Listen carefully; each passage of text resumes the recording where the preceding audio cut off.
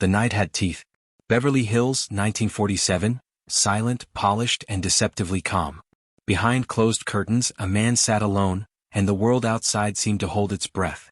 Benjamin Bugsy Siegel, the name whispered in fear from New York to Hollywood, had built empires of sand and shadow. But tonight, no applause, no neon lights, no gunfire, only the hush of inevitability. Somewhere a clock ticked. Somewhere else, a fate long in the making was about to catch up. And Bugsy? He sat perfectly still, knowing that the last chapter of his life was being written, and history was watching. The night had a peculiar stillness. Beverly Hills, 1947, was dressed in its usual elegance, palm trees swaying gently under a sky washed in silver moonlight. The streets were quiet, almost too quiet, the occasional car passing by breaking the calm like a whisper in a cathedral.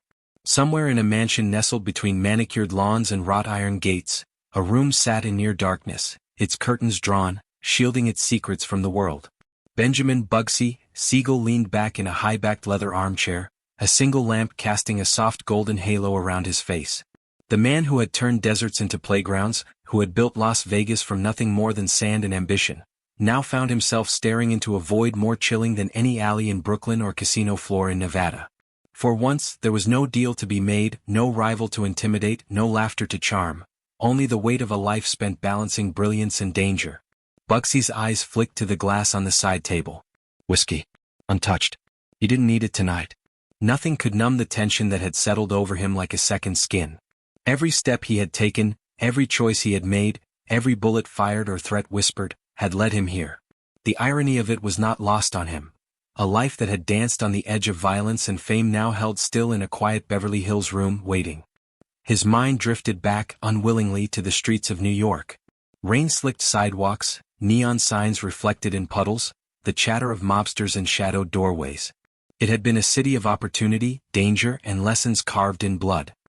He remembered his first hits, the thrill of orchestrating plans that others could scarcely imagine, and the fear he had instilled in men twice his size with nothing more than a smile and a promise of consequences. He had learned early that charm and terror were two sides of the same coin, and he had spent decades flipping it with masterful precision. Hollywood had been a different battlefield. Lights, laughter, champagne, and velvet had replaced gunfire and darkened alleys. Bugsy had learned to navigate another kind of danger: gossip, ambition, and deceit wrapped in silk and diamonds. Parties had been war zones, alliances had been fragile, and betrayal had lurked behind every sparkling smile. Yet, despite the glitz, the glamour, the seductive pull of stardom, there had always been that undercurrent, the knowledge that a single misstep could end everything. And tonight, that knowledge pressed on him like a tangible weight. He could hear the faintest sounds of life beyond his walls: a dog barking in the distance, the soft clatter of dishes somewhere in the neighborhood, the gentle whoosh of a fountain hidden behind hedges. But inside his room the world had vanished. Time seemed suspended, each tick of the grandfather clock echoing like a heartbeat in the silent mansion. The contrast between the life he had lived and this current stillness was almost surreal. He had commanded rooms, influenced fortunes, built empires, but now all that power felt ephemeral, fragile, insignificant. Bugsy's hand brushed against a framed photograph on the side table, a memory of a night at a Hollywood premiere, friends smiling, champagne spilling, lights blinding, promises whispered in corners no one else could see. The photo seemed to mock him, a reminder of past glories and the fleeting nature of success. He had been everywhere, seen everything, done everything, yet he could not escape the inevitability that had begun to close in. He thought about the desert, Las Vegas rising from the sand like a dream made real, a city built on risk, luck, and vision. He had carved his name into the very earth, leaving a legacy that would outlast his days. And yet, the desert had nothing to say tonight, the casinos were silent, and the future, so carefully constructed, felt uncertain, precarious. The air in the room was thick with anticipation. Not anticipation of excitement or opportunity, but of conclusion. Bugsy had always been a man who thrived on action, who could turn chaos into advantage, who could read fear and loyalty like open books.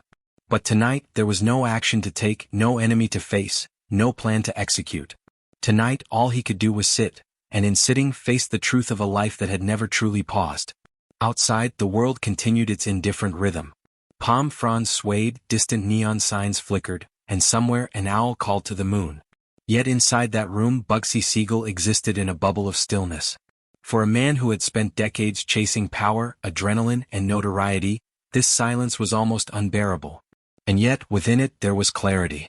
Every flash of violence, every gamble won and lost, every whisper and secret, had led him here, to this singular, quiet moment where history waited, and life had paused for him alone. He exhaled slowly, a long, deliberate release of the tension that had coiled in his shoulders for years. The whiskey remained untouched. The lamp's glow softened the shadows on his face, revealing the lines carved by ambition, fear, and brilliance. The world beyond the walls might never know the thoughts racing through his mind, the quiet reckonings that had begun in that dimly lit room. But for Bugsy Siegel, this moment was the apex of his existence, the final act before the curtain fell, a pause before history recorded his name, his deeds, and his silence. And somewhere, in the quiet of Beverly Hills, a life that had burned so brightly was preparing to meet its inevitable conclusion. The city never slept, and neither did its shadows.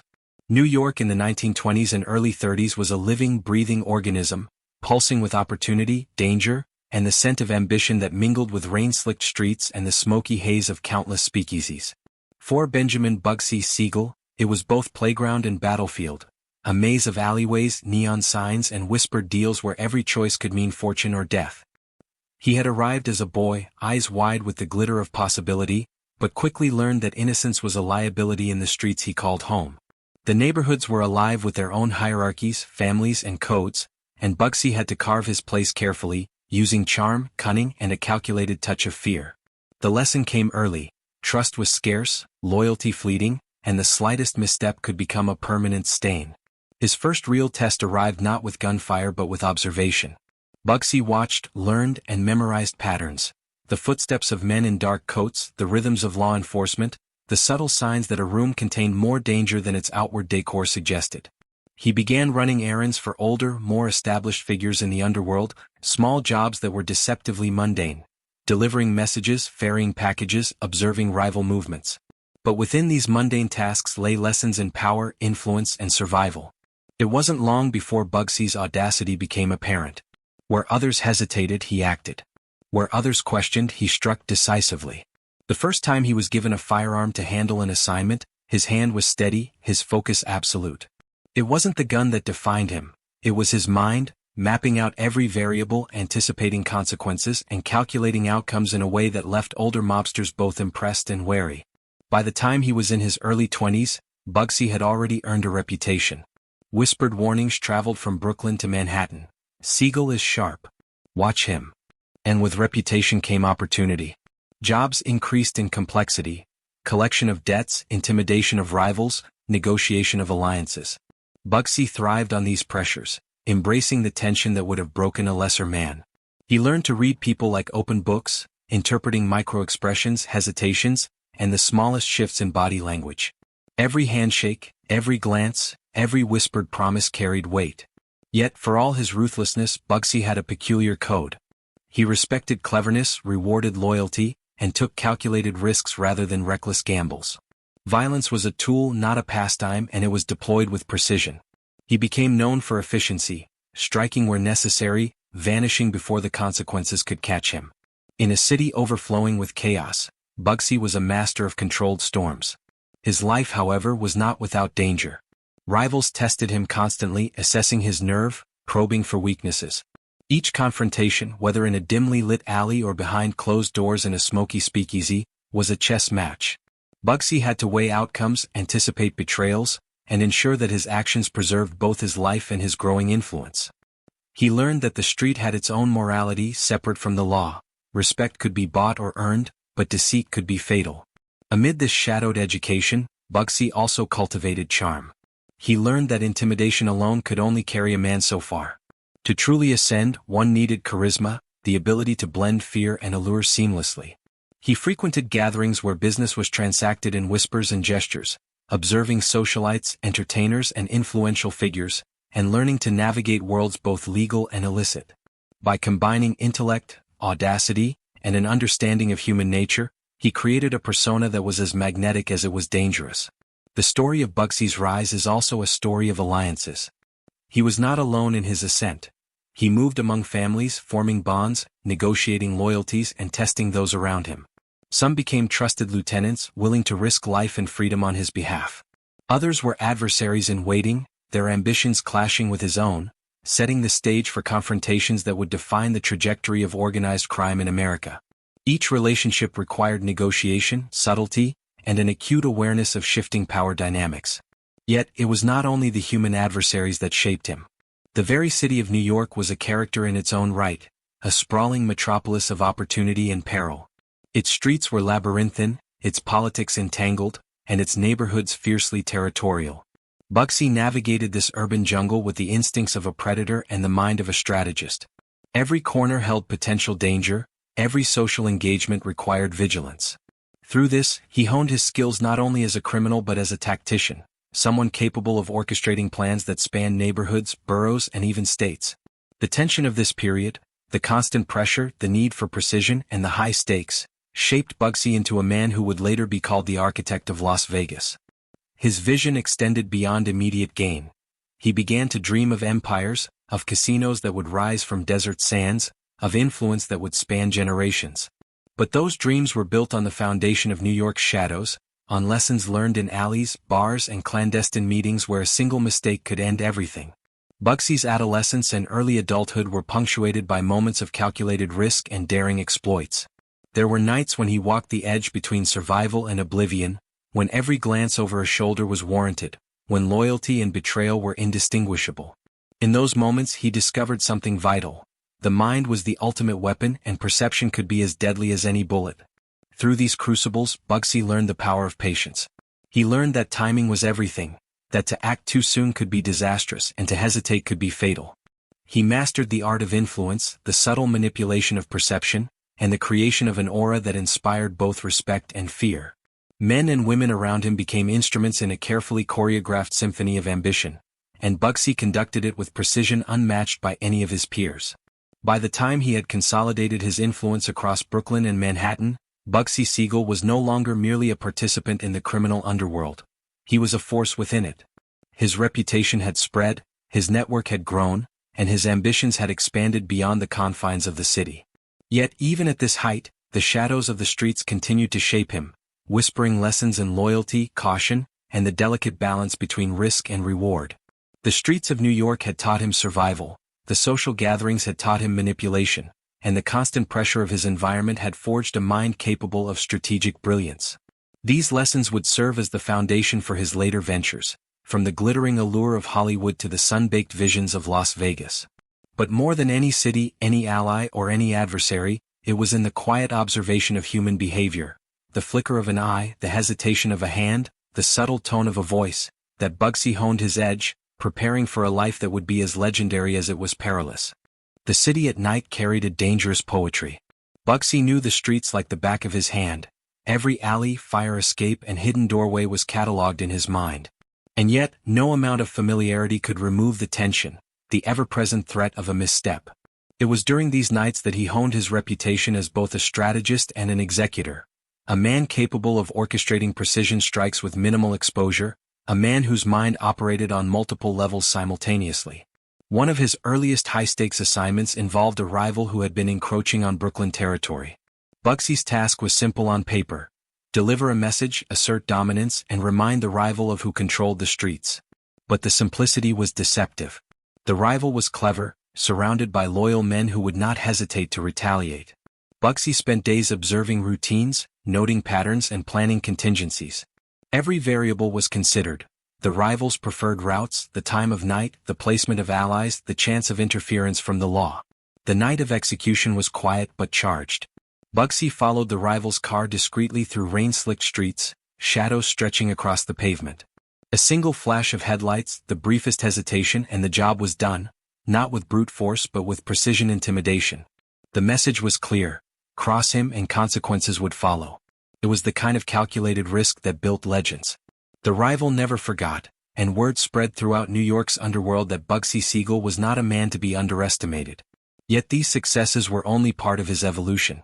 Bugsy understood that survival depended not just on action but on perception. He cultivated relationships carefully, forging alliances with those who could further his ambitions while keeping potential threats close but controlled. Some became confidants, willing to follow him through perilous ventures. others were useful instruments in a game of influence and manipulation.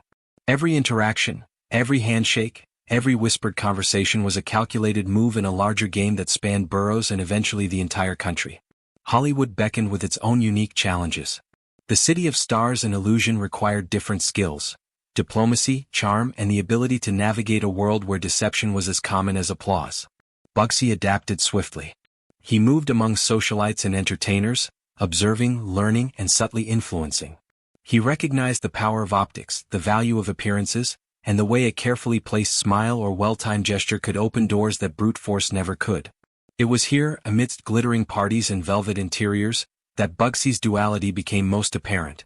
By day he was a meticulous organizer, overseeing operations and ensuring loyalty among his men. By night he was a figure of glamour, seamlessly blending into Hollywood's social elite, his charisma masking the undercurrent of menace that ran beneath the surface. Few understood the breadth of his abilities, fewer still had seen him in action when the stakes were life and death. The convergence of street cunning and social finesse laid the foundation for Bugsy's next great venture: Las Vegas. The desert offered a blank canvas, a place where his ambitions could manifest in concrete and neon. He envisioned casinos as more than gambling halls; they would be arenas of influence, where fortunes could be made and empires expanded. Yet before he could shape the desert, he had to consolidate his power and resources in New York and Hollywood, ensuring that his network of allies, enforcers, and financiers was solid. Allies were both rare and invaluable.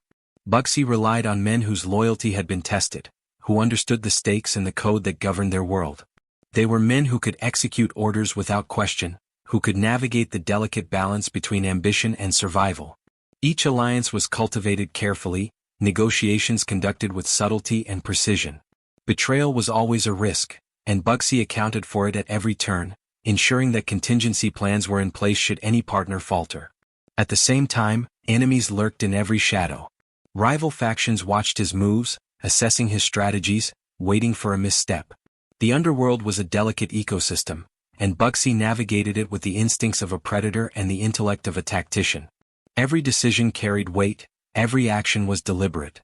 He understood that power was not merely taken, it was carefully constructed, maintained, and defended. The lessons of New York were relentless and unforgiving. Streets were battlegrounds, social circles were minefields, and the line between ally and adversary was often blurred. Bugsy's reputation grew because he learned to anticipate threats before they manifested, to read intentions in a subtle glance, to respond to danger with calculated efficiency.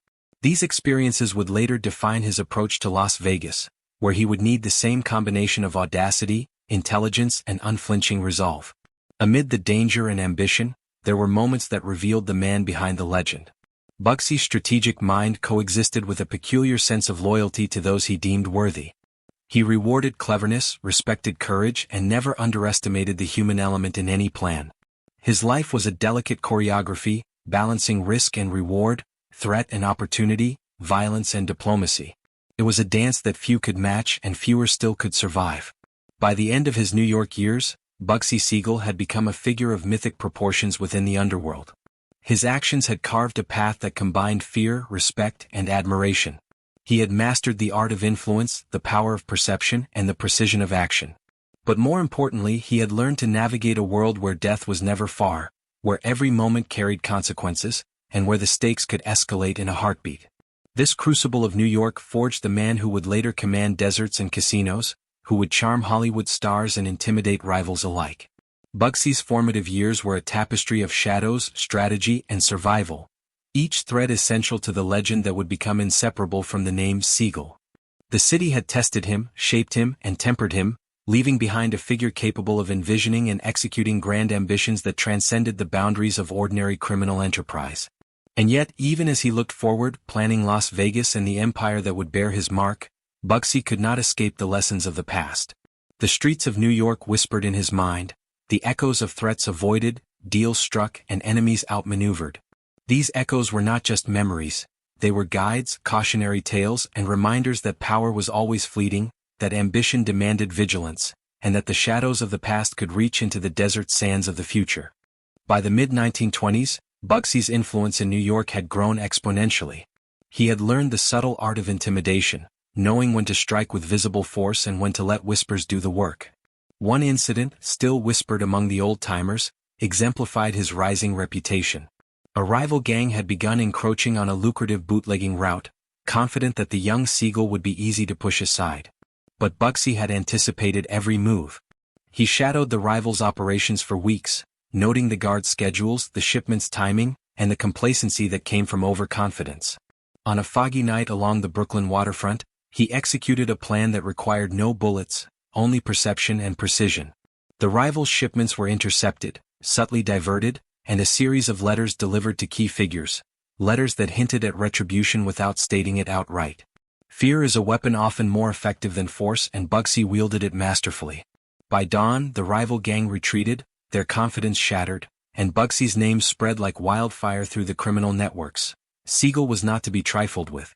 It was not only through intimidation that Bugsy built his empire. Strategic partnerships were equally essential.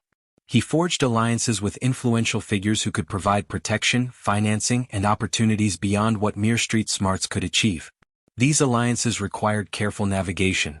Loyalty in his world was transactional, but Bugsy had a keen eye for those whose allegiance could be genuine. He cultivated respect by rewarding competence and punishing betrayal with precise, unforgettable consequences. During this period, Bugsy's operations expanded beyond simple street-level crimes into organized ventures that demanded both intelligence and diplomacy. He coordinated shipments, managed personnel, and ensured that information flowed accurately and efficiently. Mistakes could be deadly, hesitation could invite catastrophe. Bugsy thrived under these pressures, developing the meticulous attention to detail and the ability to anticipate contingencies that would later allow him to orchestrate the creation of Las Vegas itself. One of his most notable early ventures involved a calculated move to control several speakeasies in Manhattan. He recognized that these establishments were hubs of both profit and influence. Control of them meant access to both money and information, as well as the ability to shape alliances and detect threats before they manifested. Bugsy approached the owners not with threats, but with subtle persuasion, an offer they could not refuse, couched in charm and an implicit warning. Those who resisted found themselves subtly marginalized, their operations hindered until cooperation became the only viable option. Yet even as Bugsy navigated these complex networks, he never lost sight of the importance of personal relationships. He understood that influence extended beyond transactions. It involved understanding human behavior, predicting reactions, and cultivating a reputation that commanded both admiration and fear. Men and women alike learned that a single glance, a nod, or a word from Siegel could alter their fates in profound ways. His charisma was not superficial, it was a tool as finely tuned as any weapon, and he wielded it with care. Amid these maneuvers, Bugsy's dual life in New York and Hollywood began to crystallize. By day he handled business with a calculating mind. By night he mingled among the glittering elite, attending parties where Hollywood stars and influential figures rubbed shoulders. He learned that appearances could be manipulated, that perception often mattered more than reality, and that a carefully cultivated persona could open doors otherwise inaccessible. The contrast between his street-hardened ruthlessness and the polished charm of socialite circles made him unpredictable, admired, and feared simultaneously. Despite these successes, the path was never without danger. Each venture carried the risk of exposure, betrayal, or violent reprisal. Bugsy's strategic mind was constantly engaged, weighing probabilities, anticipating moves, and preparing contingencies. He developed an almost preternatural ability to read people, to discern motives and intentions with uncanny accuracy. Those who underestimated him often found themselves outmaneuvered or intimidated into compliance. By the late 1930s, Bugsy had begun to look beyond the confines of New York. The desert of Nevada called to him, not for its heat or isolation, but for the potential it represented. Here was an unclaimed territory where he could build something lasting, a city of his own making. Las Vegas was not yet a vision, it was a possibility, a blank canvas for the ambitions he had honed through decades of street-level strategy, social maneuvering, and calculated risk-taking. The initial steps toward this grand vision were cautious but deliberate.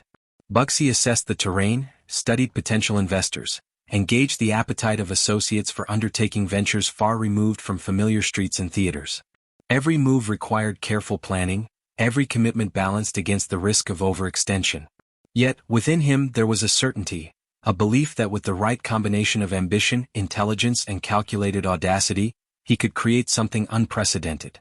Even as he planned, the echoes of New York streets remained with him. the lessons learned in back alleys, the strategies honed through confrontation, the networks built on respect and fear. These shadows were both guide and reminder, shaping his approach, informing decisions and tempering ambition with a hard-earned realism. The desert might be vast, the opportunities great, but Bugsy Siegel was a man forged in fire, tempered by experience and sharpened by necessity. And so, by the end of this chapter of his life, he stood at the precipice of transformation. The streets of New York had created him, Hollywood had polished him, and the desert waited. Las Vegas would not merely be a city, it would be a testament to the man who had mastered fear, charm, and strategy in equal measure. But before that future could be realized, the lessons of the past had to be remembered, the alliances solidified, and the risks calculated. For Bugsy Siegel, the shadows of New York were never far behind, and they would continue to shape him, even as he sought to build a legacy in the sun-baked sands of the West. Hollywood in the late 1930s was a city of illusions, a place where reality and glamour intertwined in ways that could either elevate a man or swallow him whole. For Benjamin Bugsy Siegel, it was yet another battlefield, one without the concrete streets or alleys of New York, but no less treacherous. The stakes were different here. Influence was currency, appearances were armor, and a single misstep could tarnish not only reputation but opportunity, wealth, and survival. Bugsy had arrived under the guise of a socialite, dressed impeccably in tailored suits that gleamed under the chandelier light of the grandest Hollywood soirees. He moved with the grace and confidence of a man who knew exactly where he belonged, a man who could charm anyone and intimidate even those who thought themselves untouchable. The room shimmered with crystal glasses, sequin gowns, and laughter that often masked unspoken ambitions and veiled threats. Every conversation was a game. Every handshake, every nod, every deliberate pause and speech was measured.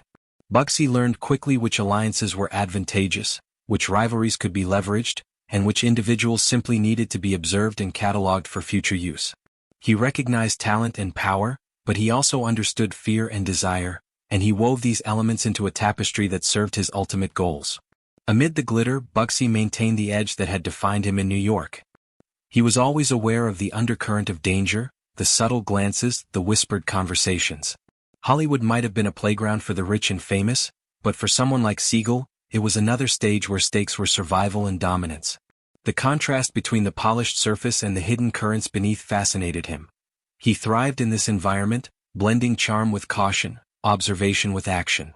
It was during this period that Bugsy's ambitions began to crystallize into a vision far beyond New York or even Hollywood. He saw opportunity in the vast desert of Nevada, a place unclaimed, untouched, waiting for the bold. Las Vegas, as he imagined it, would not merely be a city of gambling. It would be a monument to strategy, charisma, and daring. But to transform that vision into reality, he first had to consolidate power, secure finances, and ensure loyalty among his associates. Hollywood provided connections, funding, and the illusion of legitimacy that could mask the true intentions of his endeavors. Bugsy's relationships in Hollywood were strategic as much as social. He cultivated connections with studio executives, entertainers, and investors, offering charm and favors while subtly ensuring that his presence commanded respect. Nights at glamorous parties were carefully balanced with days spent managing logistics, observing potential partners, and orchestrating moves that would ensure the success of future ventures. In this duality, Bugsy found a rhythm that combined the thrill of influence with the discipline of strategy. Amid these maneuvers, he encountered both allies and adversaries. Some were drawn to his charisma, eager to align themselves with a man whose reputation preceded him. Others recognized the danger in his intelligence and ambition, wary of his influence and calculating nature. Bugsy navigated these dynamics with a combination of charm, subtle intimidation, and unerring attention to human behavior. He knew that perception could be as powerful as action, and he ensured that every encounter enhanced his standing and furthered his long-term goals. The desert remained an ever-present thought. Every venture, every alliance, every calculated maneuver in Hollywood was a step toward securing the foundation necessary for Las Vegas. Bugsy studied the terrain, the political landscape, and the potential for partnerships that could provide both capital and operational expertise. He envisioned casinos not merely as gambling halls but as centers of influence and power, where fortunes could be made, alliances solidified, and reputations cemented. Even as he planned, Bugsy did not abandon the lessons of New York. The streets had taught him vigilance, the importance of loyalty, and the deadly consequences of miscalculation. In Hollywood, these lessons were adapted to a different battlefield, one where social maneuvering and financial leverage could be as lethal as any weapon. He recognized that his greatest asset was his mind, capable of weaving complex strategies that integrated finance, influence, and intimidation with near-perfect precision. Bugsy also understood the subtle art of timing. Every move had to be executed with patience and foresight. Rushing into a venture could draw attention and risk. Hesitation could allow rivals to preempt him. He balanced these variables with meticulous care, always considering how each decision would ripple across his network of allies and adversaries. It was a game of chess played on multiple boards simultaneously, and Bugsy was its undisputed master. Amid the glamour, there were moments of quiet reflection. Late nights in lavish suites, the city lights shimmering beyond the windows, Bugsy allowed himself to consider the trajectory of his life. He remembered the streets of New York, the early lessons learned in alleys and speakeasies, the alliances formed and broken. He thought of the desert, the potential to create a city that would bear his mark, and the legacy that could outlast even the tumultuous life he had led. This period of Hollywood was also a time of careful observation.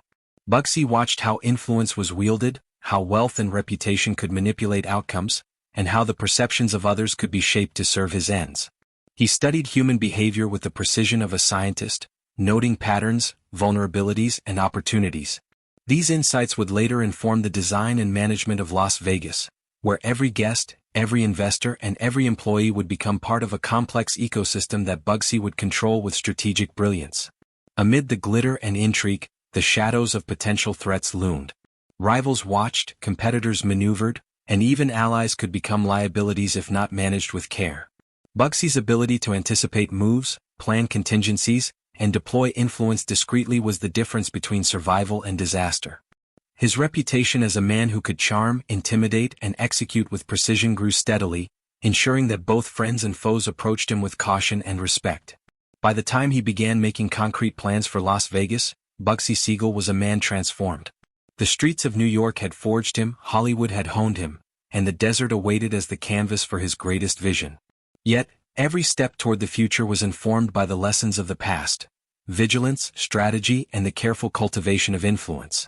Las Vegas would be more than a city.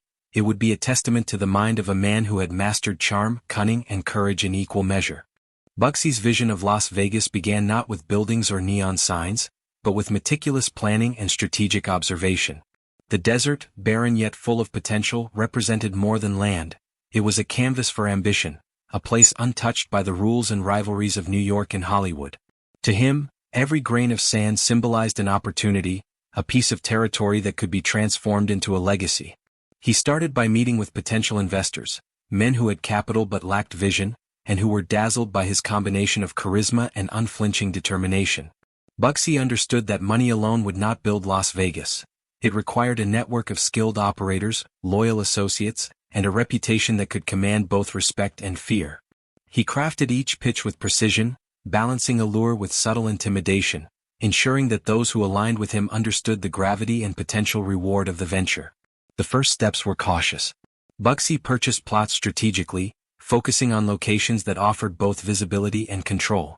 He negotiated with local authorities, understanding that bureaucracy could be manipulated through charm, bribery, or subtle threats. Every decision was layered with contingencies, every action carefully calibrated to minimize exposure and maximize influence. The desert itself, silent and indifferent, became a stage on which Bugsy could orchestrate his ambitions with unprecedented freedom. Even as he expanded his influence, the shadows of his past continued to follow. Rival operators, aware of his reputation from New York and Hollywood, sought opportunities to challenge him, to disrupt his plans. Bugsy anticipated these threats, deploying trusted lieutenants to monitor activity, gather intelligence, and ensure that any attempt to undermine him would be met with swift and decisive action. His network was a living organism, responsive and adaptive, capable of addressing multiple challenges simultaneously. Among the earliest tests of his resolve was the acquisition of a struggling casino property. The existing owners had mismanaged funds, ignored operational efficiencies, and alienated both clientele and staff. Bugsy saw an opportunity, a project that could be turned around with investment, strategic management, and careful orchestration. He stepped in, asserting control, restructuring operations, and placing trusted personnel in key positions. Within months, the casino transformed from a failing enterprise into a profitable venture, validating his vision and demonstrating his capacity to turn concept into reality. This success drew attention, not all of it welcome. Competitors, envious of his rapid progress and reputation, began to test boundaries. Threats emerged in subtle forms. Rumors circulated, minor sabotage attempted, and alliances were probed for loyalty. Bugsy approached each challenge with the same combination of observation, strategy, and calculated risk that had defined his career.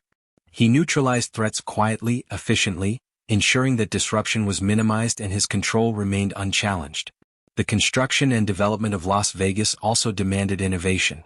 Bugsy understood that conventional methods would not suffice. He envisioned entertainment, hospitality, and gaming integrated into a cohesive experience that would attract patrons from across the country. Each element, architecture, marketing, personnel, was designed to create a sense of wonder, exclusivity, and inevitability. The city would be a living demonstration of his strategic genius, blending spectacle with operational excellence.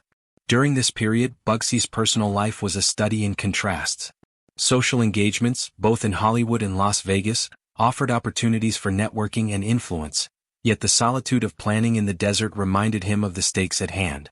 Every encounter, every deal, every smile concealed layers of calculation, ensuring that the balance of power remained firmly in his hands. He understood that appearances could be as vital as action, and that perception often determined outcomes before any tangible steps were taken. Among the people who assisted him, loyalty was paramount. Bugsy surrounded himself with individuals whose skills complemented his own: financiers who could navigate complex transactions, enforcers who ensured compliance without question, and administrators capable of managing operations with precision. Each member of his inner circle was tested rigorously, their loyalty observed, their competence verified. Those who failed were quietly removed, their potential to disrupt minimized before it could manifest. As Las Vegas began to take shape, the desert became both a symbol and a proving ground. Bugsy walked its streets, observed its potential, and made mental maps of opportunities and challenges. He envisioned casinos rising from the sands, illuminated by neon lights, hosting guests who would generate wealth, influence, and notoriety. Every structural decision, every operational plan, and every personnel choice was calculated to ensure success while minimizing exposure to rivals and regulators. However, ambition always attracts resistance. Bugsy faced subtle opposition from local figures who viewed his arrival and rapid expansion with suspicion. He navigated these waters with diplomacy, persuasion, and, when necessary, carefully applied pressure. The desert, silent and unyielding, became a laboratory for influence, testing his ability to manage both tangible and psychological challenges simultaneously.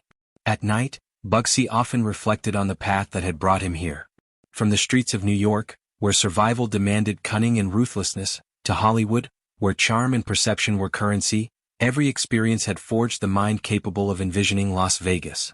The desert might have seemed empty to the uninitiated, but to Bugsy, it was a realm of infinite possibility, awaiting the touch of a man who could see beyond its barren surface to the potential of empires yet to be built. In these quiet moments, he contemplated legacy.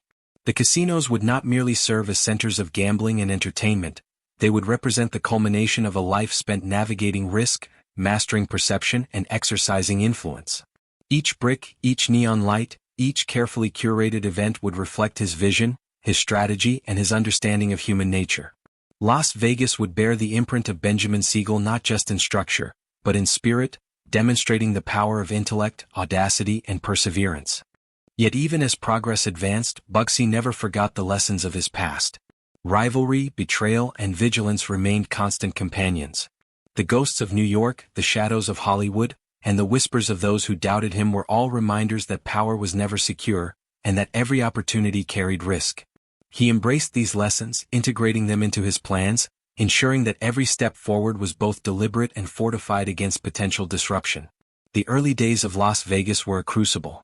Decisions were made under pressure, strategies tested in real time, and alliances constantly evaluated.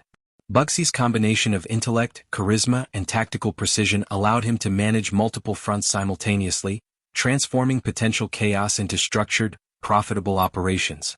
Through this, he demonstrated that leadership was not merely about authority, but about vision, execution, and the ability to anticipate and adapt to changing circumstances. By the time the foundations of the first casinos were laid, Bugsy had established a pattern that would define his career. Observe, calculate, act, then manage outcomes with precision. He understood the importance of perception, the need for loyalty, and the inevitability of resistance. Las Vegas was not merely a project. It was a testament to the synthesis of all he had learned in New York and Hollywood, applied in a space that allowed creativity, risk, and control to coexist in perfect balance. The desert breathed under the moonlight, vast and indifferent, yet charged with potential. Las Vegas, still a collection of sand and skeletal buildings, waited for the touch of visionaries to bring it alive. For Benjamin Bugsy Siegel, the desert was more than land, it was a proving ground, a place where strategy, courage, and ambition could manifest into something tangible. Each night, as he walked among the skeletal frames of future casinos, he could almost hear the city whispering possibilities, challenging him to translate vision into reality. Bugsy's first venture, the Flamingo, had begun modestly but with meticulous planning. He understood that every detail mattered, from architecture to lighting, from staff selection to guest experience. The desert was harsh and unyielding, and the margin for error was minimal. Supplies were scarce, labor needed careful management, and construction schedules had to account for unpredictable elements. Heat, wind, and the unforgiving isolation. Bugsy's days were filled with negotiations and oversight, while nights were devoted to meticulous study of his environment, watching the desert shadows, listening to the wind, and considering the psychological impact each element would have on patrons. The opening night was a delicate balance between anticipation and anxiety. Hollywood financiers, New York allies, and local dignitaries had gathered, their expectations high and skepticism palpable. Bugsy moved through the crowd with effortless charm, ensuring that every interaction reinforced confidence in the project. He was the maestro of perception, orchestrating an experience that impressed without revealing the vulnerabilities behind the scenes. Guests marveled at the luxury, the innovation, and the audacity of building such grandeur in the middle of the desert. Few understood the level of strategy and risk management that had made it possible. Yet not all eyes were friendly. Rivals watched, calculating, waiting for missteps. Competitors from other emerging enterprises, men who had invested in neighboring properties, sent representatives to assess the project, to probe for weaknesses, to whisper rumors that might destabilize operations. Bugsy anticipated every challenge. He deployed trusted lieutenants to monitor these intrusions, quietly neutralizing potential threats through subtle persuasion, intimidation, or strategic misinformation. Every confrontation was a game of chess, executed with precision, ensuring the continuity of his vision while minimizing disruption. Personnel management was another battlefield.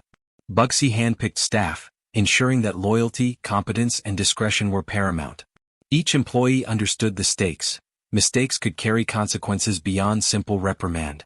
Bugsy instilled a culture where efficiency and vigilance were celebrated, where observation and judgment were rewarded, and where betrayal, no matter how minor, was met with swift, calculated consequences. The Flamingo staff became an extension of his will, each individual a cog in a meticulously calibrated machine designed to create both spectacle and stability. The casino's operational debut revealed both triumphs and vulnerabilities. The gambling floors teemed with guests drawn to the novelty and luxury of the desert oasis. Bugsy observed from the sidelines, noting patterns of behavior, guest satisfaction, and potential operational flaws. The lessons of New York and Hollywood informed every decision: how people responded to risk, how influence could be wielded subtly, and how perception often outweighed reality. Minor issues arose: mechanical glitches, staffing miscommunications, and supply delays, but each was addressed with efficiency, reinforcing both the credibility of the operation and the authority of its overseer. Meanwhile, external threats persisted. Local law enforcement, wary of the sudden influx of capital and attention, scrutinized operations closely. Bugsy navigated these challenges with a blend of diplomacy and influence, ensuring compliance where necessary while subtly steering decisions to protect his interests. Rivals continued to probe, testing alliances and searching for leverage. Bugsy countered with foresight, contingency plans, and strategic positioning of resources to maintain control without revealing vulnerability. Financial management was equally critical. Investments had been substantial, and returns needed to justify the risk. Bugsy monitored expenditures, negotiated with suppliers, and ensured that every dollar served a purpose aligned with both operational success and strategic positioning. His mind, honed by years of observing, calculating, and executing in New York and Hollywood, operated continuously, mapping outcomes, anticipating challenges, and orchestrating solutions that balanced immediate needs with long-term objectives. Even in moments of apparent leisure, Bugsy remained vigilant. Social interactions with investors and high-profile guests were carefully curated to reinforce perception, cultivate confidence, and subtly communicate authority. Each word, gesture, and expression was deliberate, contributing to a narrative of competence, charisma, and control.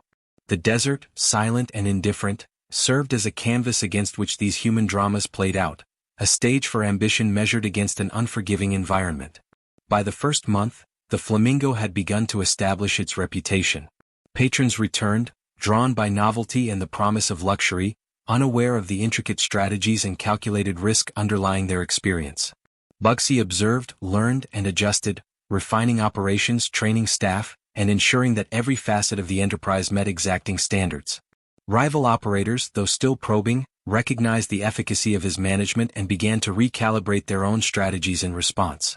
However, ambition always attracts envy and resistance. Threats, both overt and subtle, emerged from competing interests seeking to destabilize the operation. Bugsy responded with a combination of observation, persuasion, and, when necessary, decisive action. Subtle disruptions were countered quietly, ensuring continuity while reinforcing authority. Each challenge further solidified his understanding of the complex interplay between human behavior, perception, and operational control, lessons that would define his continued success. Late nights in the desert allowed Bugsy moments of introspection. The vast, open landscape mirrored the magnitude of his ambitions, yet also reminded him of the isolation inherent in leadership. Decisions carried weight beyond immediate outcomes, influencing both reputation and the trajectory of a nascent empire. Bugsy reflected on the trajectory from New York streets to Hollywood salons, and now to the desert, understanding that every lesson, every alliance, and every risk had prepared him for this exact moment. Through triumphs and threats alike, Bugsy Siegel demonstrated an extraordinary capacity to navigate complexity, to manage perception, and to execute strategy with precision. The desert awakened not only as a physical space but as a testament to vision and calculated audacity. Every brick laid, every decision made, and every interaction orchestrated contributed to the foundation of an empire that would redefine entertainment, influence, and ambition in America. The desert, vast and indifferent, had a way of revealing character. In the glare of the sun and the hush of the night, Bugsy Siegel came to understand that ambition alone would not secure an empire. The Flamingo had opened its doors, its lights casting a glow against the dark expanse, but the work had only begun. Behind the scenes, the machinery of a city in waiting demanded constant vigilance, strategic oversight, and a keen awareness of both loyalty and deceit. The first challenges arose not from competitors but from within. Employees, once carefully selected, displayed the cracks inherent in human nature: jealousy, fear, impatience. Bugsy's instincts, honed on the streets of New York and polished in Hollywood, detected the subtle signs of discontent. A fleeting glance here, a whispered conversation there, and the truth became apparent. Some sought advantage, some feared consequence, and some were simply reckless. Bugsy acted decisively, addressing concerns through a combination of persuasion, reallocation, and, when necessary, removal from positions of influence. Each decision reinforced the culture he demanded: loyalty, competence, and discretion above all else. External threats intensified in parallel. Rivals from Los Angeles and New York began probing the Flamingo's operations, sending emissaries to observe, evaluate, and report back. Bugsy anticipated each move, placing trusted lieutenants strategically, orchestrating diversions, and using subtle displays of authority to remind outsiders that intrusion would not go unnoticed. The interplay between overt action and psychological influence became a signature of his leadership: intimidation without exposure, control without overt violence. Among these pressures, a significant betrayal emerged. One of Bugsy's closest associates, a man who had proven his loyalty over years in New York and Hollywood, attempted to manipulate financial records and influence operational decisions for personal gain. Bugsy uncovered the duplicity through careful observation, noting discrepancies and unusual interactions. The confrontation was quiet but absolute. The man was removed swiftly, his influence neutralized, and a message sent to others: the integrity of the operation was paramount, and betrayal would be met with unflinching consequences. This episode served as a reminder that the desert's silence was deceptive. It could hide danger, but it could also amplify mistakes. Bugsy understood that vigilance had to be constant. He instituted regular audits, oversight mechanisms, and checks that ensured both accountability and loyalty. Each measure, while subtle to outsiders, created a disciplined environment where trust was earned and deception minimized. Meanwhile, the patrons of the Flamingo continued to arrive, drawn by the allure of novelty and luxury. The casino floors thrummed with the quiet intensity of gambling. Chips clinking, cards shuffled, roulette wheels spinning. Bugsy moved among them, observing patterns, noting behavior, and ensuring that operations flowed smoothly. He understood that perception was as critical as execution. Guests needed to feel both excitement and security, that the environment was both thrilling and reliable. Financial challenges tested the Flamingo's viability as well. Initial investments had been significant, and revenue had to match expectations. Bugsy scrutinized every expense, negotiated with suppliers, and ensured that cash flow remained sufficient to sustain operations and further expansion. His attention to detail, combined with his capacity to anticipate contingencies, allowed him to navigate the inherent volatility of such an enterprise. Rival operators did not relent. Attempts to undermine the Flamingo emerged in subtle and varied forms. Whispers to investors, misrepresentations to patrons, and indirect pressures on suppliers.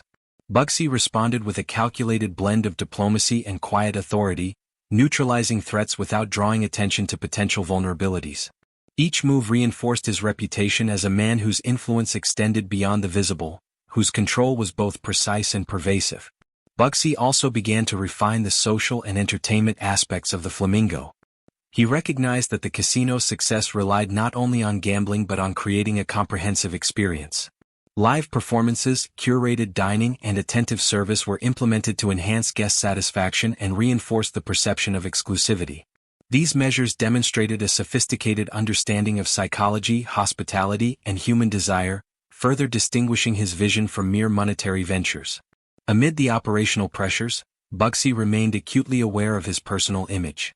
Public perception, carefully managed, could be as effective as any operational adjustment.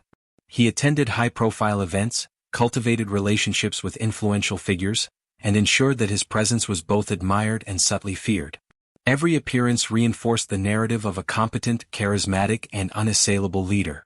By the end of the first year, the Flamingo had not only survived but flourished. Revenue stabilized, patrons returned, and the reputation of the establishment grew. Bugsy's methods, combining psychological acuity, operational precision, and strategic influence, had proven effective. Yet he knew that the desert still demanded vigilance. Expansion plans loomed, competitors remained alert, and internal loyalty required continuous reinforcement. Each day was a test of both skill and nerve, and Bugsy welcomed the challenge. The desert, silent and sprawling, had become both battlefield and classroom. Each success, each setback, each confrontation reinforced lessons learned over decades, from New York streets to Hollywood salons, and shaped the strategies that would guide Las Vegas into its next phase. Bugsy Siegel, standing amid the neon glow and the hush of sand, understood that ambition alone was insufficient. Vision had to be executed with precision, loyalty secured, threats neutralized, and perception managed. Only then could the desert truly awaken, transformed from barren sands into a city of influence, wealth, and legacy. As night fell, casting long shadows across the desert floor, Bugsy walked the perimeter of the Flamingo. The wind whispered through the skeletal palm trees, carrying the faint scent of opportunity, danger, and promise. He paused, contemplating the delicate balance of risk and reward, of ambition and vigilance. Every lighted window, every roulette wheel spinning, every patron's glance was a testament to the meticulous orchestration behind the scenes. In the silence of the desert night, Bugsy Siegel realized that the trials of the Flamingo were only the beginning. Success had brought scrutiny, progress had attracted envy. And yet, within these challenges lay the seeds of an empire, one that would stand as a monument to strategy, audacity, and the unyielding will of a man who had mastered both charm and fear. The desert had grown louder. Not in sound but in expectation. Las Vegas, still young, still fragile, demanded constant vigilance. The Flamingo had opened its doors, its neon glow casting shadows over the sands, but the city's promise had attracted both admirers and adversaries. The trials that Bugsy Siegel faced now were of a different magnitude. Threats were no longer subtle, they were direct, persistent, and calculated. Rival operators, jealous of his audacity and success, began probing aggressively. Representatives arrived under the guise of investors or socialites, observing operations, noting weaknesses, and subtly undermining authority. Bugsy anticipated every move. His network of lieutenants monitored for whispers of betrayal, while loyal staff ensured that no disruption went unnoticed. Each attempt to destabilize the Flamingo was met with a calculated countermeasure. A diversion here, a subtle intimidation there, ensuring that the structure of power remained intact. Yet the most insidious threats emerged from within. Ambition, even among trusted lieutenants, could manifest in quiet dissent. Bugsy detected it through small anomalies, misreported figures, offhand comments, hesitation in decision-making. One particularly tense episode involved a senior manager who had begun to form clandestine alliances with competitors. Bugsy confronted the situation with the precision that had defined his career: quiet, decisive, and absolute. The individual was removed, the message clear.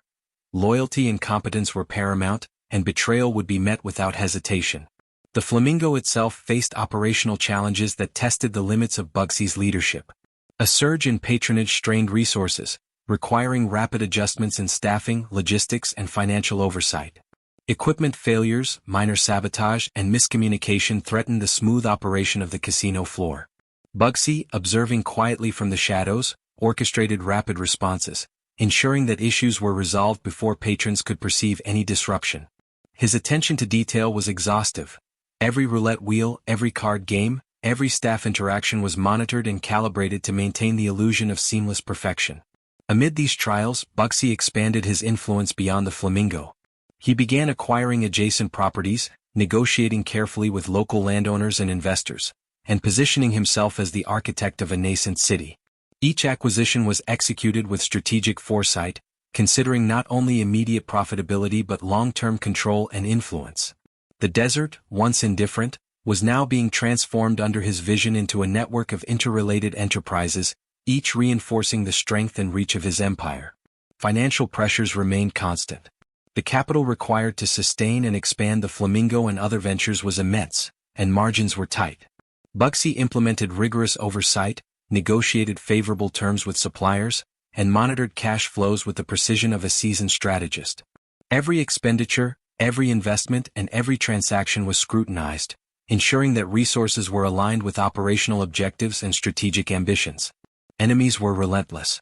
Competing operators attempted direct interference, including legal challenges, public criticism, and covert efforts to disrupt operations. Bugsy countered each maneuver with a combination of diplomacy, intimidation, and strategic allocation of resources. His ability to anticipate moves, manage perception, and execute contingency plans allowed him to maintain control while minimizing overt conflict. Each victory reinforced his reputation. Bugsy Siegel was not merely a man of vision, he was a man whose influence could not be ignored. Internal challenges continued to test the Flamingo's integrity. Staff turnover, disagreements over operational decisions, and the temptation of personal gain among employees required constant management. Bugsy's methods were precise: observation, evaluation, and action. Loyalty was earned and verified, competence was rewarded, mistakes were addressed swiftly and decisively. In this environment, staff became extensions of his will, executing operations with diligence and discretion. Beyond the operational and financial, Bugsy focused on the experiential aspects of Las Vegas. He understood that the success of a casino depended as much on perception as it did on probability. Entertainment, ambience, and guest satisfaction were orchestrated meticulously. Performances were timed, decor arranged to maximize impact, and staff trained to anticipate and respond to patron behavior. Bugsy recognized that the desert's isolation was both a challenge and an advantage. Within it, he could craft an environment of allure and control unmatched anywhere else. As pressures mounted, Bugsy's personal resolve was tested. Nights were long, filled with strategy sessions, careful observation, and contemplation. The weight of leadership, the responsibility for both fortunes and lives, pressed on him continually. Yet he thrived under this pressure, drawing strength from his mastery of human behavior, his strategic acumen, and his understanding of both opportunity and risk. In this crucible, Bugsy Siegel's vision expanded. Las Vegas was no longer merely a collection of buildings, it was a living organism, a city shaped by influence, strategy, and audacity. Every challenge overcome, every rival neutralized, and every operational success reinforced the foundation for the empire he intended to build. The desert had awakened, and with it, the trials that defined a leader capable of both genius and ruthlessness. Late one night, Bugsy walked alone across the sandy perimeter of the Flamingo. The neon glow reflected off the dunes, casting long shadows that seemed to whisper reminders of the stakes he bore. He paused, listening to the desert wind, feeling the weight of ambition, loyalty, and threat all at once. In that stillness, he understood the delicate balance he maintained. Power required constant vigilance, and every advantage was hard-won and easily lost. And yet, even amidst trials and threats, Bugsy remained resolute. Each challenge had honed his instincts, sharpened his strategies, and confirmed the viability of his vision. Las Vegas was emerging from the sands, not merely as a city of chance and entertainment, but as a monument to the skill, audacity, and relentless focus of a man who had mastered both the streets of New York and the social labyrinth of Hollywood. The desert had grown restless. Nights that once seemed silent now carried a tension that Bugsy Siegel could feel in the very air. Las Vegas, still young but already vibrant, had drawn attention from every corner of ambition and envy. Rivals, emboldened by rumor and resentment, began to act with a boldness that tested the limits of strategy and loyalty. The Flamingo, Bugsy's crown jewel, had become both target and testament to his vision. It began subtly. Whispers among staff hinted at collusion, small operational disruptions appeared with uncanny timing, and suppliers who had been reliable began questioning terms and delivering inconsistent materials. Bugsy, attuned to the faintest irregularity, recognized the signs immediately. The threats were both internal and external, intertwined in a web of ambition and greed. He moved quickly, quietly observing, cataloging, and preparing responses. Every glance, every misstep, every hesitation could reveal the enemy. One evening, a trusted lieutenant approached Bugsy with a warning. A rival operator from Los Angeles had arranged for a group to test the Flamingo's security and staff loyalty. It was not a direct attack but a probing, a calculated move to expose weakness. Bugsy listened, expression unreadable, absorbing the details without a flicker of emotion. He understood instinctively that reaction without planning could escalate chaos, so he acted with measured precision. Counter-surveillance was deployed, schedules adjusted, and the rivals' plans were anticipated and neutralized before they could take root. Internal betrayal proved more dangerous. One senior staff member, tempted by a bribe from competitors, had begun to manipulate financial records and leak operational details. Bugsy's detection was quiet but unrelenting. A series of subtle interrogations, cross-checking of data, and psychological observation revealed the extent of the treachery. Confrontation was inevitable, but it was handled with elegance and authority. The individual was removed discreetly, their influence extinguished, and a message sent to all. Loyalty was absolute and deception would not be tolerated. Even as these challenges unfolded, Bugsy's attention to the casino's operations did not waver. The floors remained vibrant, the performances seamless, and patrons blissfully unaware of the calculated measures taken to preserve order. Roulette wheels spun, cards were shuffled, and the clatter of chips echoed like music orchestrated by an unseen hand. Every guest interaction, every staff decision, was a reflection of Bugsy's control, a testament to the precision with which the empire was managed. Financial pressures mounted alongside operational threats. Investments were substantial, revenue was critical, and margins had to be preserved. Bugsy implemented rigorous oversight. Expenditures were scrutinized, cash flows monitored, and strategic reserves maintained. Every decision was calculated, every risk evaluated. The desert's indifference could not be ignored. It amplified mistakes, exposed vulnerabilities, and punished misjudgment. Bugsy's mastery of anticipation and contingency planning ensured that each challenge was met without compromising the Flamingo's stability. Rival operators escalated their efforts. Attempts were made to sway patrons, interfere with suppliers, and exploit the slightest operational misstep. Bugsy countered with psychological acuity, subtle intimidation, and strategic maneuvers designed to protect both perception and reality. Threats were neutralized not with overt violence but with precision influence. Loyal staff placed in key positions, competitors misled through careful misinformation, and alliances subtly reinforced. Each move demonstrated Bugsy's ability to manage complex dynamics simultaneously, blending charm, authority, and strategy. The Flamingo's success continued to grow, despite these trials. Patronage increased, profits stabilized, and the casino's reputation became a symbol of ambition realized. Bugsy's capacity to manage threats, cultivate loyalty, and orchestrate operations with near-perfect precision had transformed the desert from a barren landscape into a city of influence, wealth, and spectacle. The lessons of New York and Hollywood, honed over decades, were now applied with full force in a world that combined opportunity, risk, and visibility. Yet, the personal cost was apparent. Nights were long and unbroken by rest, filled with calculations, observation, and the constant vigilance required to manage an empire under siege. Bugsy reflected on the path that had led him here, from the streets of Brooklyn to Hollywood's glittering salons, and now the desert's neon glow.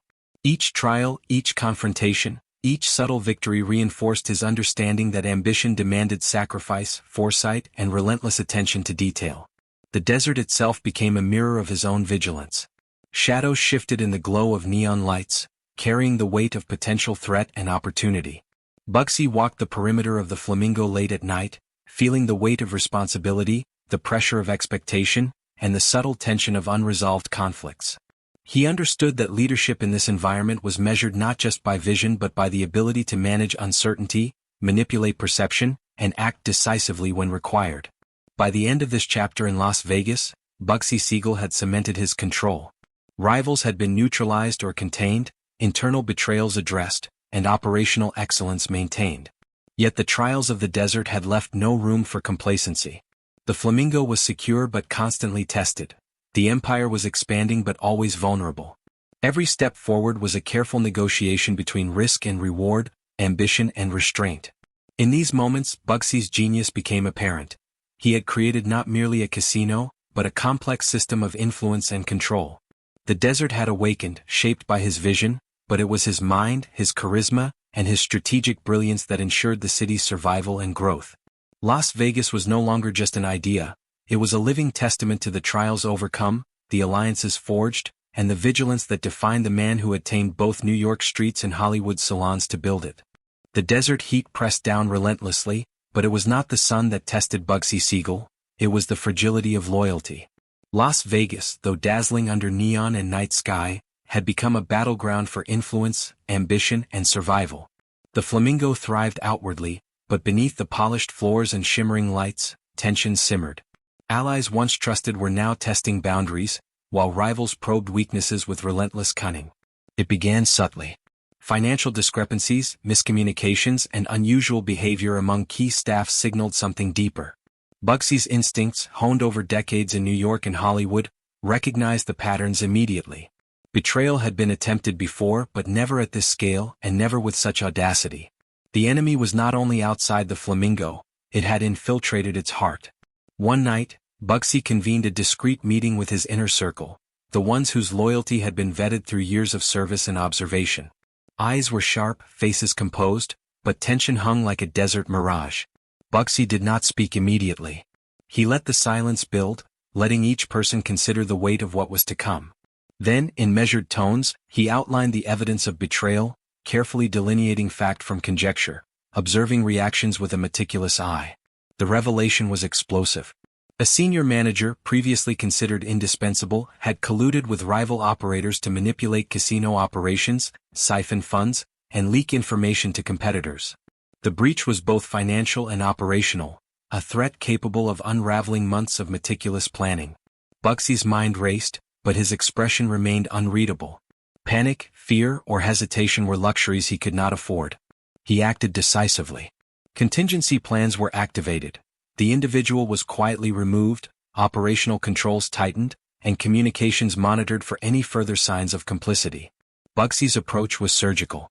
No public scandal, no overt confrontation, only the quiet enforcement of loyalty and order. The message was unmistakable. Betrayal would not be tolerated, and even the most trusted could not escape scrutiny. Meanwhile, external threats intensified. Rival operators, emboldened by rumors of internal weakness, escalated their actions. Attempts were made to disrupt supplies, sway patrons, and challenge licenses. Bugsy countered with strategic measures, reassigning trusted staff to critical positions, reinforcing operations with additional oversight, and manipulating perception to project stability and strength. His genius lay in neutralizing threats without drawing attention to vulnerability. Each move was calculated, precise, and effective. The casino floor, meanwhile, thrived in the illusion of seamless perfection. Patrons were unaware of the turmoil behind the scenes. Chips clinked, cards were shuffled, and roulette wheels spun as if untouched by the human drama unfolding around them. Bugsy observed quietly, noting behavior, patterns, and anomalies. Every interaction, employee to guest to guest, was an opportunity to assess loyalty, influence perception, and reinforce operational control. Financial oversight became paramount. The betrayal had highlighted vulnerabilities in cash flow and accounting processes. Bugsy implemented stricter audits, cross-checked every transaction, and monitored expenditures with unrelenting precision. Suppliers were evaluated rigorously, and new protocols were established to prevent mismanagement. The Flamingo's financial foundation, though shaken, was stabilized through meticulous attention and strategic foresight. Amid these crises, Bugsy's personal resilience was tested. Nights stretched long, filled with contemplation, planning, and the quiet observation necessary to maintain control. The desert, vast and silent, became both refuge and crucible, a space where he could think, anticipate, and prepare. Every challenge reinforced the lessons learned from New York and Hollywood. Vigilance, decisiveness, and the balance of influence and fear were essential to survival. Entertainment and guest experience continued uninterrupted. Bugsy recognized that perception was critical. Patrons needed to feel security, excitement, and exclusivity. Performances, dining, and service were orchestrated meticulously. Every detail was evaluated, adjusted, and refined, ensuring that the outward appearance of the Flamingo remained flawless. In this way, Bugsy leveraged psychology as effectively as strategy, blending charm, perception, and operational excellence. The desert night carried its own voice, whispers of opportunity, echoes of risk, and the constant reminder of the fragility of success. Bugsy walked among the neon-lit streets, listening to the wind, observing the silhouettes of buildings and patrons alike. He reflected on the trajectory that had brought him here, the streets of Brooklyn, the salons of Hollywood, and now the harsh, luminous expanse of Las Vegas. Every lesson, every challenge, every betrayal had prepared him for this moment. By the chapter's close, Bugsy had neutralized immediate threats, stabilized operations, and reinforced loyalty within his ranks. Yet he understood that the trials of the desert were ongoing. Each success drew new scrutiny, each expansion invited resistance, and every operation demanded vigilance. The Flamingo was secure, but the empire was still fragile, a testament to the delicate balance between ambition, influence, and the inexorable pressures of both human and environmental forces. In the stillness of night, Bugsy Siegel stood at the edge of his empire, neon lights reflecting in the desert sands, the weight of responsibility pressing firmly. The trials had tested his intellect, strategy, and resolve, but they had also demonstrated the depth of his capacity. Las Vegas had awakened under his guidance, and yet, it was not merely a city, it was a living challenge, a mirror of ambition, risk, and human nature, demanding constant vigilance, decisive action, and unwavering control.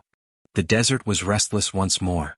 The Flamingo thrummed with life, a beacon of opulence against the dark expanse, yet within its walls, shadows whispered of discontent. Bugsy Siegel felt it in every movement, every glance, every hesitation among his staff. Loyalty, even when earned through years of shared ambition and risk, was never guaranteed. And ambition, even among the closest allies, could become a weapon against him. A subtle shift in behavior among senior personnel had begun to surface. Delayed reports, whispered meetings, small but telling errors. Bugsy's instincts, sharpened by years in New York and Hollywood, immediately registered the anomalies. He knew that minor cracks often presaged significant fractures, and he could not allow the foundations of his empire to be undermined. Observation, patience, and precision would be his tools once more. He convened a discreet meeting with his inner circle. The room, dimly lit, was heavy with tension. Bugsy's gaze swept across familiar faces, each expression revealing the slightest trace of fear, ambition, or uncertainty. He spoke slowly, deliberately, outlining observed discrepancies without accusation, letting the weight of implication settle in. The silence that followed was palpable. Even the desert wind seemed to pause as if listening. The betrayal, when confirmed, cut deeper than any external attack. A trusted lieutenant had begun colluding with rival operators, sharing operational details and financial insights in exchange for personal gain. The man's duplicity threatened both revenue and control, and if left unchecked, could unravel months of careful strategy. Bugsy's response was methodical: removal from position, reassignment of responsibilities, and silent measures to prevent any further compromise. The act was surgical, leaving no evidence for outside observers but a clear warning within the organization. Loyalty was absolute, and any deviation would be met with swift consequence. External pressures escalated simultaneously. Rival operators, sensing opportunity, employed increasingly aggressive tactics. Attempts to sway patrons, subtle interference with supplies, and veiled threats to local authorities. Bugsy countered with a combination of psychological strategy and operational adjustments. Key staff were reassigned to sensitive positions, misinformation was strategically disseminated to mislead competitors, and alliances were reinforced through both charm and quiet intimidation. Every action was calculated to preserve stability while projecting unassailable control. Financial oversight became even more critical. Bugsy scrutinized every transaction, every supplier interaction, every expenditure. The betrayal had exposed vulnerabilities that competitors might exploit, and Bugsy acted decisively to reinforce security measures. Contingency funds were established, double checks implemented, and operational protocols adjusted to ensure the Flamingo remained profitable and insulated against internal and external threats. Meanwhile, the desert outside remained indifferent yet symbolic. Its vast emptiness mirrored both opportunity and risk, a canvas upon which Bugsy painted his vision while constantly aware of its fragility. Nights were spent walking the perimeter, observing patterns of both staff and patrons, analyzing behavior and contemplating next moves. In this environment, vigilance was as crucial as strategy, and every decision carried weight beyond immediate consequence. The social and experiential aspects of the Flamingo were carefully managed to maintain perception. Entertainment, dining, and guest services were calibrated to project excellence, consistency, and exclusivity.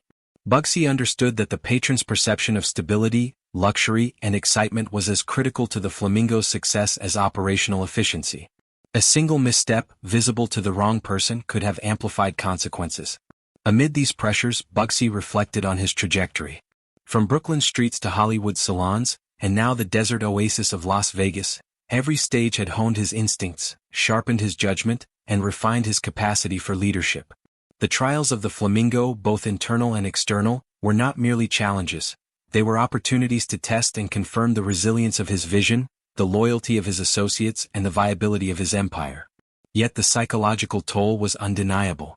Nights of planning and observation stretched into dawn, solitude pressing against him like the desert itself. Every decision, every intervention, every subtle act of control demanded focus, courage, and foresight. Bugsy's genius lay in his ability to navigate this complexity without losing composure, maintaining clarity of purpose while simultaneously monitoring multiple fronts. As threats intensified, Bugsy refined the mechanisms of influence. Communication networks were adjusted, loyalty verified through both observation and testing, and competitors' movements anticipated and mitigated. The Flamingo's operation became a symphony of coordinated action, with Bugsy at its center, directing, adjusting, and ensuring that both perception and reality aligned with his strategic objectives. By the chapter's close, Bugsy Siegel had navigated a storm of betrayal and opposition. Internal treachery had been neutralized, external threats countered, and operational integrity preserved. Yet he understood that the desert demanded constant vigilance.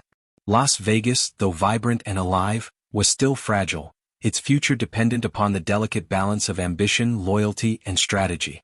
Each success had drawn attention, each victory tested perception, and every decision carried consequences that extended far beyond the immediate moment. Standing alone amidst the neon glow, Bugsy reflected on the lessons etched into his mind by the trials he had endured. The desert, indifferent yet unforgiving, had tested both his intellect and resolve. The Flamingo was more than a casino, it was the manifestation of strategy, influence, and courage.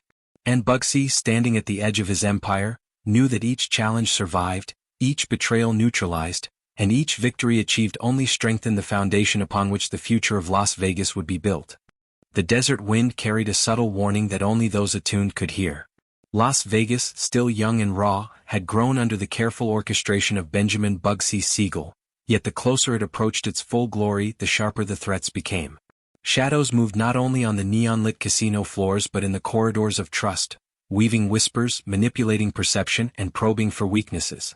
Bugsy sensed the tension as soon as he stepped into the Flamingo's grand hall. The crowd's laughter and clinking glasses masked undercurrents of treachery. He had learned over decades to read patterns, detect micro-expressions, and sense the unspoken. Tonight, Every glance, every hesitation, every subtle reaction mattered. The desert had been generous, allowing him to build, but it demanded vigilance in return. An internal threat had been brewing for weeks. A group of staff, emboldened by promises from rival operators, had coordinated minor disruptions to test the Flamingo's resilience. Bugsy, aware of the plan through subtle observation and reports from trusted lieutenants, prepared countermeasures. Timing was critical. Too aggressive a response would expose vulnerability, too passive an approach would embolden betrayal. He opted for subtlety, strategically adjusting operations, reinforcing loyalty, and subtly isolating the instigators. Externally, the rivals escalated their attacks. Attempts were made to sway patrons, spread rumors, and interfere with supply chains. Bugsy countered with a combination of psychology, influence, and decisive operational adjustments. Staff were strategically repositioned, misinformation disseminated to mislead competitors, and alliances reaffirmed. Every move maintained both the perception of stability and the reality of control. Financial scrutiny intensified. Bugsy knew that any weakness could be exploited by rivals. Audits were conducted discreetly, expenditures monitored, and contingency funds reinforced. Every transaction, every deal, every shift in staffing carried potential consequences. Bugsy's mind worked tirelessly, orchestrating operations with the precision of a maestro conducting a symphony, each note, each rhythm carefully calibrated. Amid these pressures, the Flamingo's entertainment and guest experience were maintained flawlessly. High-stakes gambling continued, performances proceeded as scheduled, and patrons remained unaware of the storm swirling behind the scenes. Bugsy understood that perception could be as powerful as action. Maintaining confidence in the operation was essential to both stability and expansion. Late into the night, Bugsy walked along the perimeter of his empire. The neon glow illuminated the desert sands, casting long, shifting shadows. He reflected on the trajectory from Brooklyn streets, through Hollywood salons, to this desert oasis. Each stage had honed his instincts, sharpened his judgment, and prepared him for moments like this, when subtlety, observation, and decisive action were all required simultaneously. The internal betrayal required a decisive conclusion. The instigators were quietly removed, their influence neutralized, and loyal staff reassigned to critical positions. The operation continued uninterrupted, a testament to Bugsy's mastery of both strategy and human psychology. Rivals, seeing no apparent disruption, underestimated the depth of his awareness and control, a mistake that would cost them later. The desert, indifferent yet symbolic, remained a constant. Its silence allowed clarity, yet its vastness reminded Bugsy of the fragility of his creation. Las Vegas was alive, but every lighted window, every guest's laugh, every spinning roulette wheel was contingent upon the precise orchestration behind the scenes. The balance between risk, perception, and control was delicate. One misstep could undo months of progress. Bugsy's vision, however, remained intact. He continued to expand, acquiring additional properties, strengthening alliances, and refining operations. Each action was guided by lessons learned from past betrayals, operational challenges, and rival scrutiny. The Flamingo, now a symbol of luxury and influence, stood as proof of both audacity and meticulous strategy. Yet even in triumph, the tension remained. Bugsy understood that ambition attracts opposition, that loyalty can be tested, and that the desert, though silent, could amplify mistakes. Every night, he walked the line between vigilance and fatigue, observing, calculating, and planning. The calm before the storm was deceptive. It was a period of preparation for the inevitable test that would define both his legacy and the destiny of Las Vegas. By the end of this chapter, Bugsy Siegel had reinforced control over his empire, neutralized threats both internal and external, and prepared for the next phase of expansion. The Flamingo thrived, yet the desert whispered of future challenges, of rival plots, and of unforeseen consequences. The calm was temporary, a fleeting breath before the next test of intellect, strategy, and courage. Bugsy, ever vigilant, understood that the empire he had built required not only vision and ambition but constant attention, decisive action, and the capacity to endure the relentless pressures of both human and environmental forces. The neon glow of the Flamingo flickered against the vast desert horizon, but the brightness belied the tension that permeated every corner of the casino. Benjamin Bugsy Siegel moved among the lights and laughter, his eyes calculating, every gesture precise. Years of planning, strategy, and control had brought him here, yet the culmination of ambition was always the most perilous moment. The desert had been generous, but it demanded vigilance. and the storm gathering now would test everything he had built.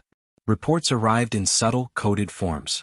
Minor discrepancies in financial accounts, unusual movements among staff, and shifts in the behavior of trusted allies.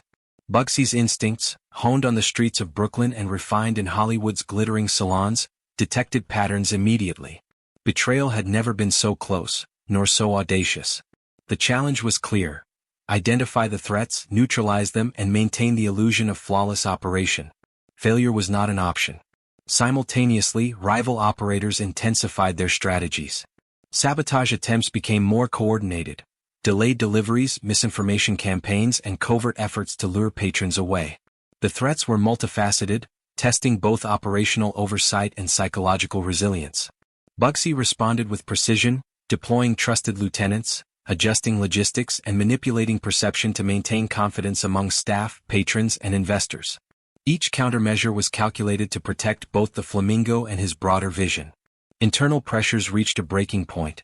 A previously loyal lieutenant, swayed by promises of power and wealth, had begun orchestrating subversive actions within the Flamingo. Minor errors, previously dismissed, now revealed a pattern of deliberate disruption. Bugsy's confrontation was swift, quiet, and absolute. The individual was removed from influence, operations realigned, and the message to all was unmistakable. Betrayal would meet immediate and irreversible consequence. The casino itself remained a theater of controlled chaos. Roulette wheels spun, cards were dealt, and the clatter of chips created a rhythmic symphony masking the tension behind the scenes. Bugsy observed, noting behavior, patterns, and the subtle interplay of loyalty and fear. Every guest interaction, every employee gesture, became data in his ongoing assessment of operational integrity and human reliability. The desert around the Flamingo remained indifferent, yet it mirrored the high stakes that demanded constant vigilance. Financial scrutiny reached new heights. Every transaction, every expenditure, and every revenue stream was evaluated with meticulous precision. Bugsy understood that even a minor oversight could be exploited by rivals or undermine the fragile stability of his empire. Contingency funds were reinforced, auditing procedures intensified, and operational redundancies established to ensure resilience in the face of both expected and unforeseen challenges. Despite the external and internal pressures, Bugsy continued to refine the social and experiential elements of the Flamingo. Entertainment schedules, dining arrangements, and guest experiences were orchestrated to perfection, maintaining an illusion of seamless luxury. Patron perception was as critical as operational efficiency. Any hint of instability could embolden rivals or incite internal dissent. Bugsy managed this delicate balance with psychological acumen, ensuring that the casino thrived even under pressure. Late nights in the desert became both refuge and crucible. Bugsy walked the perimeter, neon lights reflecting in the sand, shadows stretching long and uncertain. He contemplated the trajectory that had brought him here, from the streets of Brooklyn, through the glittering salons of Hollywood, to the unforgiving sands of Las Vegas. Every lesson in strategy, observation, and human behavior converged in these moments, shaping the decisions that would determine the Flamingo's and his own fate. The climax of these pressures came swiftly. A coordinated attempt by rivals and internal dissidents threatened to disrupt operations simultaneously, testing Bugsy's vigilance, decisiveness, and psychological mastery. He responded methodically, isolating threats, reinforcing loyalty, and executing contingency plans that neutralized the immediate danger.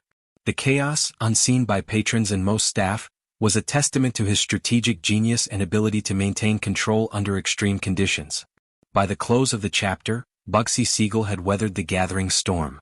The Flamingo's operations remained intact, loyalty was reinforced, and external threats mitigated.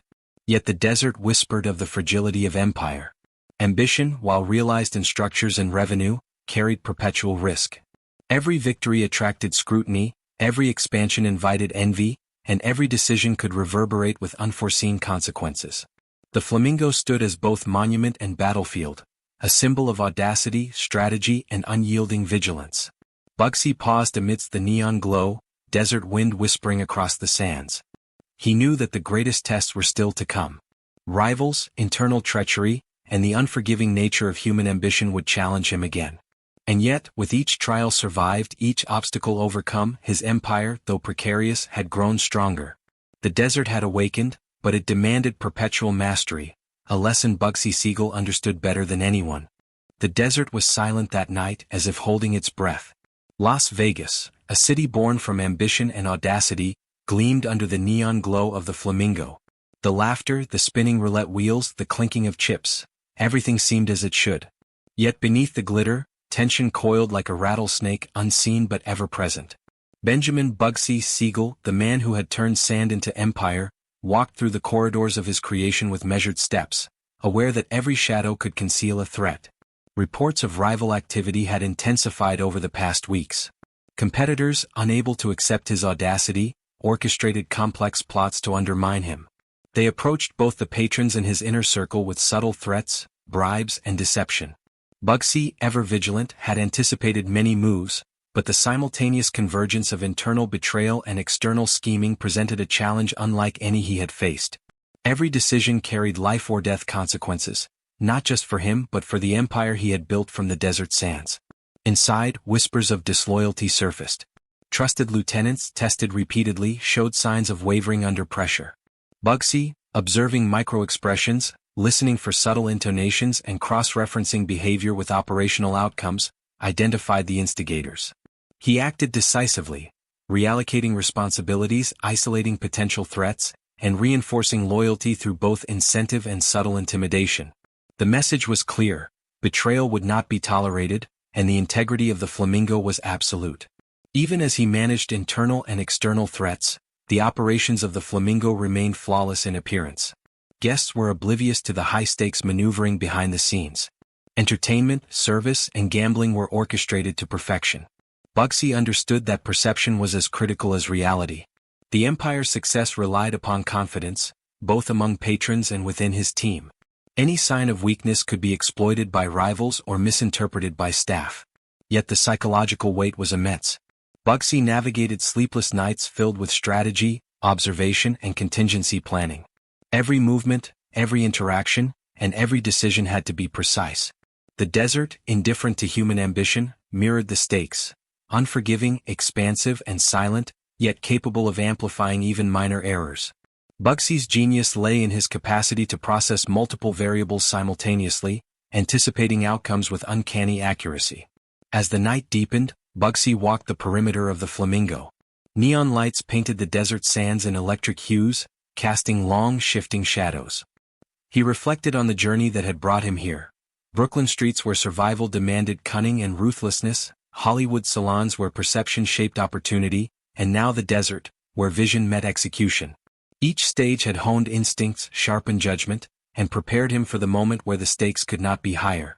The culmination arrived quietly, almost imperceptibly. A knock, a shadow at the edge of a window, actions coordinated with ruthless precision by forces seeking to end what he had built. Bugsy's awareness, honed over decades, registered every anomaly immediately. Yet the convergence of threats, human ambition, envy, and strategy was relentless. The desert night seemed to hold its breath, the neon glow trembling against the darkness, as the final act began to unfold. Inside the Flamingo, operations continued. Guests, oblivious to the danger, reveled in the spectacle, their laughter and cheers providing a surreal contrast to the tension in Bugsy's mind. He moved with purpose, calculating, anticipating, and assessing. Every escape route, every loyal lieutenant's position, every potential intervention had been considered. But even the most meticulous planning could not account for the sheer unpredictability of human ambition. The approach was swift. A series of gunshots, precise and lethal, shattered the calm, echoing across the desert and through the walls of the Flamingo. Bugsy, caught in a moment of stillness, faced the ultimate test. Years of preparation, strategy, and psychological mastery converged into a final instance where survival hinged on reaction, perception, and circumstance. The brilliance that had built an empire now confronted the inevitable consequences of a life lived on the edge. History would remember Benjamin Siegel not only for his audacity and vision but for the final, quiet act that ended a life of extraordinary ambition. The desert, indifferent yet eternal, bore witness to the culmination of brilliance, courage, and the relentless pursuit of power. Las Vegas, illuminated by neon and ambition, would endure, its foundations shaped by a man who had mastered strategy, loyalty, and the delicate balance between charm and fear. In the aftermath, the Flamingo continued, a testament to the genius and audacity of its creator. Rivals had tested the empire, internal betrayals had emerged and been addressed, and the vision had been preserved. Bugsy Siegel's legacy, though marked by tragedy, stood as a symbol of innovation, courage, and the complex interplay of human ambition, strategy, and risk. The desert, silent and eternal, held the echoes of his life, a reminder that even the brightest lights cast shadows, and that the most brilliant empires are forged in both brilliance and peril.